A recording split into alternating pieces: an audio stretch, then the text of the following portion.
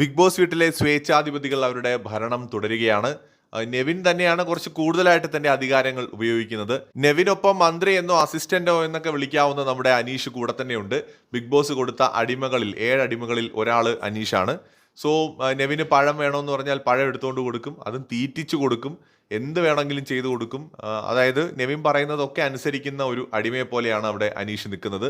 പലപ്പോഴും ഈ അനീഷ് എന്ത് ചെയ്യുന്നതെന്ന് വെച്ച് കഴിഞ്ഞാൽ ഈ ഇടയിൽ കൂടെയൊക്കെ ഡബിൾ മീനിങ് ഒക്കെ വെച്ച് നല്ലപോലെ നെവിൻ തമ്പുരാന് കൊടുക്കുന്നൊക്കെ ഉണ്ട്. പക്ഷേ എങ്കിൽ കൂടി അനീഷ് സഹകരിക്കുന്നുണ്ട്. അതായത് നെവിനോടൊപ്പം സഹകരിക്കുന്നുണ്ട്, ഉടക്കി നിൽക്കാതെ സഹകരിച്ച് പോകുന്നതാണ് നമ്മൾ ലൈവിൽ കാണുന്നത്. അതേസമയത്ത് ജിസേലും അവരുടെ അധികാരമൊക്കെ ഉപയോഗിക്കുന്നുണ്ടെങ്കിലും അത് വളരെ പരിമിതമാണ്.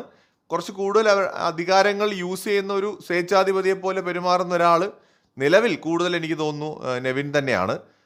ജിസേൽ ഒരുപക്ഷെ ലാംഗ്വേജിൻ്റെ പ്രശ്നം കൊണ്ടൊക്കെ ആവാം അവർ ഓക്കെ എന്നുള്ളൊരു ലെവലിലാണ് പോയിക്കൊണ്ടിരിക്കുന്നത്.